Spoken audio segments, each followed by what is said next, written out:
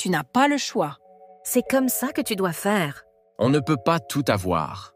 Ne cherche pas, fais comme tout le monde. Stop. Décide. Ce podcast, c'est le repère des esprits libres, de ceux qui veulent bousculer les normes, remettre en question les limites, les modèles, qui en ont marre qu'on leur dise quoi faire ou que ce n'est pas possible. Je m'appelle Joy et je serai votre hôte. Ici, on va parler sans tabou de tout ce qui peut brider ou pimper notre vie. Dans ce podcast, on va booster ton courage et ta sincérité pour oser ne pas plaire à tout le monde, assumer tes choix et cesser de chercher la normalité, la conformité ou le sans erreur. Parce qu'être libre, ça se décide. Bienvenue dans ce nouvel épisode où j'ai décidé de vous proposer un nouveau format qui s'appelle Breathe in Public. Avouez qu'en anglais ça sonne vachement bien. Bon, en gros, l'idée c'est de comprendre que je vais vous amener un sujet sur la table où je suis moi-même en réflexion, en processus. Puisque Breathe in Public, on pourrait le traduire se construire en public. Donc c'est pour vous expliquer mon chemin, mes réflexions, sans venir vous apporter de solutions ou de vérité absolue. L'idée c'est pas de chercher à avoir raison ou de vous convaincre ou de vous amener à penser comme moi, mais plutôt ouvrir le champ des possibles et de se dire ok, je me suis jamais posé ce genre de questions, du coup je rentre dans un process, dans un brainstorming avec moi-même pour qu'on puisse trouver sa propre justesse. Donc évidemment, je suis comme un funambule sur son fil qui cherche à aller chercher d'un côté puis de l'autre pour trouver cet équilibre. Il n'y a rien de bon ou mauvais, d'acceptable ou inacceptable, c'est juste je me pose des questions et je vous les amène sur la table. Avant de rentrer dans le vif du sujet de cet épisode, où je vais parler du fait de paraître professionnel, je voulais vous rappeler depuis quelle place je parle, en tout cas dans ce type de format. Alors déjà, la première place, c'est ma place d'humaine, de celle qui se pose des questions et qui n'a pas toujours les réponses. Et en fait, au lieu de rester dans ma propre grotte mentale et de me dire suis-je la seule à m'interroger sur ces sujets, eh bien j'avais envie de vous les partager. Et puis aussi, une autre place qui est celle de l'humaine qui expérimente, qui se confronte à des réalités qui parfois démontent totalement mes idées reçues, mes croyances et qui m'amènent en fait à avoir une curiosité insatiable parce que j'ai un besoin de comprendre, un besoin aussi de remettre en question. Parce que pour vous remettre un petit peu dans le contexte, il y a plus de 10 ans, je me suis fait opérer d'une thyroïdectomie pour éviter un cancer donc de la thyroïde et ça m'a ouvert de nombreuses portes. La porte principalement de l'alimentation, de l'hygiène de vie au sens large. C'est comme ça que je suis rentrée dans le monde du développement personnel, puis des médecines ancestrales. Et j'ai découvert en même temps la dureté du monde, avec un monde corrompu, où on nous manipule, où on ne nous donne pas toutes les informations, et un autre monde où il y avait de nouvelles façons de faire, de nouvelles façons de fonctionner, de voir le monde, de l'appréhender, ce qui m'a conduit en fait à toujours me poser la question, est-ce que je suis ok avec ce qui se passe, avec ce que je vis, ou est-ce qu'il y a d'autres choses à comprendre pour justement pouvoir remettre en question mes propres modèles, mes normes et redéfinir mes schémas pour que je puisse me positionner sur est-ce que j'ai envie de cautionner ça ou pas. Et je pense vraiment, en tout cas moi je le rattache à ça, c'est le fait d'avoir été confrontée à la dureté de la vie de par la maladie, de par le corps médical, de par aussi plein de décès, plein de choses qui sont venues me percuter, me mettre des petites tartes dans le visage comme j'aime à dire, pour me rappeler aussi qu'on avait la possibilité d'ouvrir nos perspectives et de remettre en question les vérités que l'on croyait être des certitudes jusqu'à présent. Trêve de bavardage, maintenant que le cadre est posé, rentrons directement dans ce fabuleux sujet du paraître professionnel. Pour moi, c'est un sujet qui est très important parce que la sphère professionnelle n'est qu'un contexte dans lequel on peut s'exprimer. J'aurais très bien pu choisir la sphère familiale, la sphère amicale, qui n'est finalement qu'une possibilité de nous exprimer comme étant nous-mêmes ou pas, avec des masques en jouant des rôles. Et je trouve que la sphère professionnelle est très matricée, très stéréotypée, très normée. Et donc, elle nous invite finalement à nous mettre dans des chaussures qui ne sont pas forcément les nôtres. comme si on était des bons petits soldats qui allaient simplement reproduire des codes, des règles, sans chercher à comprendre, mais en fait, qui vraiment je peux être dans ce monde professionnel. Et moi, quand je me suis reconvertie, j'étais tiraillée entre ce que j'avais appris à l'école, dans mes études supérieures, ce que j'avais appris aussi dans le début de ma vie active en tant que salariée, et mes idéaux, mes envies de faire différemment, d'utopie même parfois, parce que je voulais vraiment contribuer à faire le bien, je voulais aider un maximum de personnes, et ça m'a demandé vraiment de me dépouiller de certaines de mes couches. Alors la couche du sauveur, évidemment, la couche de celle qui veut être parfaite, celle qui veut être experte, celle qui, finalement, veut correspondre à une certaine caste qu'on lui a vendue. Et il a fallu que je retrouve une certaine justesse et une certaine essence de qui je suis.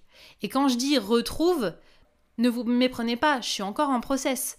Parce que ça demande vraiment de se déconditionner sur ce que j'ai pu faire, être, apprendre, pour pouvoir œuvrer avec des valeurs qui sont les miennes.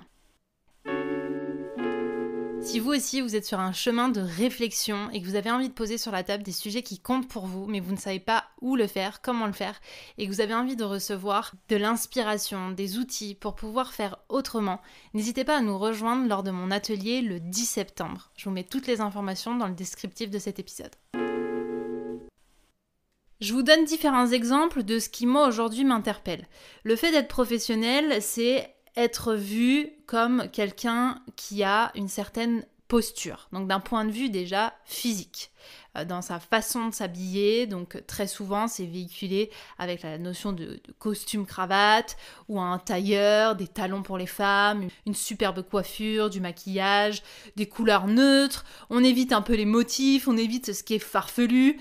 En fait, pour moi, il y a le côté très lisse, passe-partout, épuré, pour surtout pas trop attirer l'œil. Et si on attire l'œil, c'est qu'on a un statut déjà suffisamment avancé pour pouvoir le faire. Donc je reviendrai là-dessus, mais il y a déjà, ne serait-ce que dans la posture d'un point de vue vestimentaire, une sorte de hiérarchie qui se met en place. Ensuite, il y a un autre côté que moi j'appelle le côté rigide, mais mettez le mot que vous voulez. C'est vraiment le côté, je cherche à être dans la performance, dans la droiture, donc avec ces fameux tableaux de bord, ces objectifs, ces deadlines, ces KPI, ces propals, ces pipes. Vous voyez tout le jargon un petit peu commercial, marketing, que vous avez peut-être comme moi appris à l'école, et que j'ai fini par totalement rejeter en me disant mais c'est pas du tout dans cette rigidité que j'ai envie de grandir. Mais je reviendrai dessus. Et le troisième point, dans le fait de paraître professionnel, c'est aussi le fait de taire certaines choses. Ne surtout pas dire quand ça ne va pas, ne surtout pas parler des erreurs, des loupés, de toujours être fort, solide et entretenir le fait qu'on ne dit pas des choses qui pourraient être soit inconfortables, soit désagréables, soit éventuellement dégradantes aux yeux des autres. Donc en gros, il faut toujours paraître comme ci, comme ça. D'où la notion de paraître. En fait, la question que je me suis posée, c'est est-ce que être professionnel, c'est forcément jouer un rôle? Un rôle où, en termes de posture, je ne peux pas décider d'être moi-même. Si j'ai envie de venir avec un sweat à capuche, est-ce que vraiment c'est gênant? Est-ce que je suis obligée de cacher comment je vais vraiment au fond de mes tripes? Je sais pas, je viens de vivre un décès, une rupture, quelque chose qui dans ma vie perso vient me chambouler. Est-ce que je suis obligée de cacher ça parce que justement je dois paraître professionnelle? Et est-ce que je suis obligée aussi d'être dans cette quête de la performance optimale où je vais avoir des tableaux de bord et des suivis à n'en plus finir? Alors, encore une fois, c'est pas un épisode où je tape sur ces concepts-là et je dis c'est surtout pas ça qu'il faut faire, changeons d'état d'esprit totalement et rejetons ça. Je me pose des questions. En fait, je m'ouvre la perspective de réfléchir autrement. Et je vous avoue que quand je me pose ces questions-là, j'ai différentes voix à l'intérieur de moi qui s'entrechoquent. Il y a une vraie ambivalence qui se crée. Il y a à la fois Madame Rebelle qui se dit « Mais c'est vrai ça? Qui a inventé ces concepts? Qui a dit ça? Qui a dit qu'on était obligé de faire ça ?» Et en même temps, il y a Madame Principe qui intervient et qui se dit « Non mais ça va, il y a des gens qui ont exploré ça bien avant que toi, suis les règles, c'est comme ça qu'il faut faire », avec, encore une fois, cette notion d'expérience qui prime sur éventuellement ce que je peux ressentir. Il y a Monsieur Stable qui se dit « Attends, on va pas faire de vagues, tu vas pas non plus révolutionner le monde, mollo, quoi ». Et en fait, toutes ces voix à l'intérieur de moi, déjà, je sais pas quoi en faire, si ce n'est juste les écouter et me dire « Ok, comment moi je peux me positionner au mieux en écoutant tout ça, en écoutant toutes ces réalités qui existent et qui sont bel et bien vraies quelque part. Parce que j'ai pas à dire toi t'as raison, toi t'as tort, c'est juste chercher plus de cohérence dans ce que j'ai envie de vivre. Et j'ai évoqué justement cette notion hiérarchique dans les concepts que j'ai pu découvrir à la suite de ces questionnements. Eh bien, il n'y a plus ces sortes de relations verticales. C'est-à-dire qu'on ne fonctionne plus en mode « tu es au-dessus de moi, je suis en dessous » ou vice-versa, mais plutôt on va co-créer quelque chose ensemble. Donc, il y a des gens qui ont un savoir, qui vont les transmettre, mais on ne te considère plus comme étant en bas de l'échelle. Vous la connaissez cette expression, en bas de l'échelle. Ça veut bien dire qu'il y a une échelle qu'on va monter et ou descendre. Et moi, quand j'ai découvert qu'il existait d'autres façons de faire à travers ce qu'on appelle aujourd'hui les entreprises engagées, les entreprises à impact, le slowpreneuriat ou encore les entreprises à mission, en tout cas, l'idée qu'il existe des endroits, des contextes où on va privilégier l'éthique, la durabilité, le bien-être, le collectif, le sens qu'on y met derrière, plutôt que la performance, le paraître ou le côté très lisse et la notion de verticalité. Ces concepts-là, ils m'ont ouvert de nouvelles perspectives. Ça m'a fait prendre conscience qu'il existait un nouveau monde avec des nouveaux codes, où en fait on fonctionne plus en objectif mais plutôt en intention, où on raisonne plus forcément en chiffre d'affaires mais plutôt en impact. Et donc encore une fois, ça veut pas dire on arrête totalement les tableaux de bord, de suivre le chiffre d'affaires, etc. Pas du tout. Ça veut simplement dire qu'on peut lier les deux. Pour moi, ce que j'ai pu conscientiser, c'est qu'en fait, on n'est pas obligé de suivre une recette à la lettre, mais plutôt de venir renforcer sa structure, son cadre, avec ce qu'on a pu nous transmettre avant du bon petit soldat, tout en réinventant le chemin qu'on va emprunter, avec les intentions qu'on va y mettre, le sens, l'éthique et le prendre soin derrière. Parce que ce que j'ai compris à travers ces nouveaux horizons, ces nouvelles appellations, ce nouveau monde en fait, c'est qu'on pouvait s'autoriser déjà à ne plus mettre de masque au travail. Et c'est venu réconcilier à la fois mon cœur et ma tête de me dire « Waouh, je suis pas obligée de jouer un rôle quand je vais dans cette sphère-là ». Et jusqu'à présent, j'avais l'impression que si, on était obligé d'être une autre personne quand on va au travail. Parce que justement, il faut faire bien, il faut pas faire de vagues, il ne faut absolument pas transgresser les règles qu'on nous a bien apprises.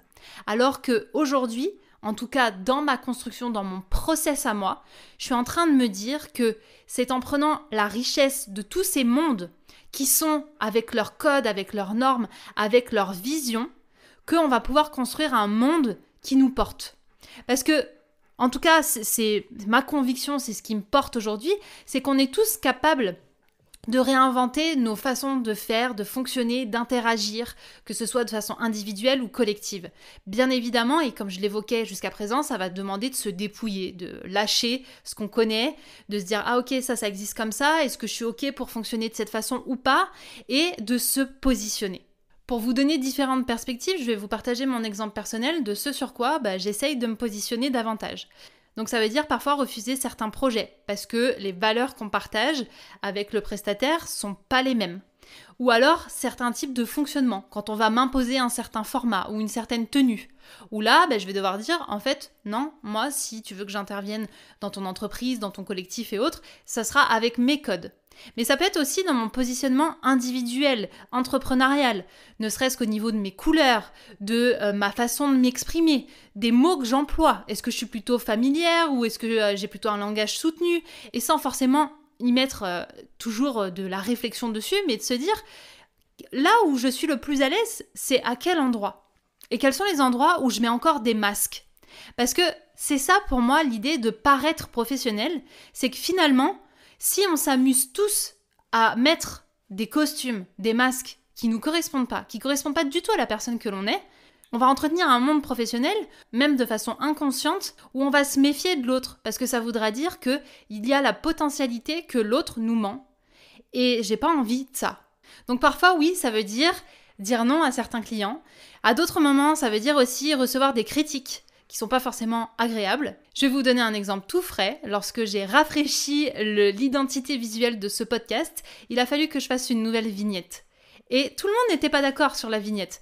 Il y en a certains qui m'ont dit « c'est moche, ça fait pas professionnel, justement c'est trop comme ci, pas assez comme ça », parce que les codes sont pas les mêmes. Et moi la question que je me suis posée c'est qu'est-ce que j'ai envie de nourrir, qu'est-ce que j'ai envie de transmettre comme image ? Qu'est-ce qui correspond à ce que j'ai envie de véhiculer ? Est-ce que j'ai envie de faire comme tout le monde ? Est-ce que j'ai envie de faire comme on m'a dit de faire ? Ou est-ce que j'ai aussi envie de suivre mes élans, même si parfois ces élans sont hors d'une certaine norme ? Et je nous invite individuellement à nous poser ces questions régulièrement. Est-ce que je mets des masques à cet endroit-là ? Est-ce que je me suis encore bridée sur telle prise de décision ? Est-ce que parfois je fais pas par peur de ? Et en fait, il n'y a pas à juger ça. On a le droit de ne pas avoir envie d'être rejeté, de vouloir être aimé, qu'on vienne reconnaître qu'on a des performances, etc. Ça, c'est un autre sujet. Ce que j'avais envie de questionner à travers cet épisode, c'est comment on incarne notre posture professionnelle.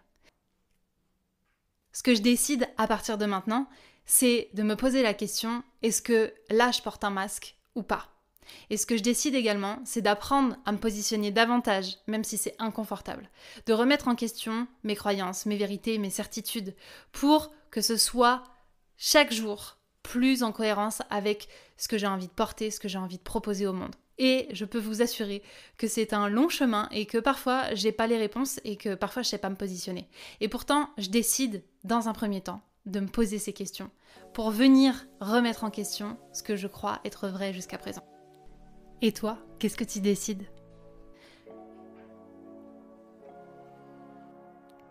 Si cet épisode t'a plu, n'hésite pas à le partager et à laisser une note sur Apple Podcast et Spotify. C'est le moyen le plus simple pour soutenir ce podcast et faire en sorte que ce genre de message soit diffusé au plus grand nombre.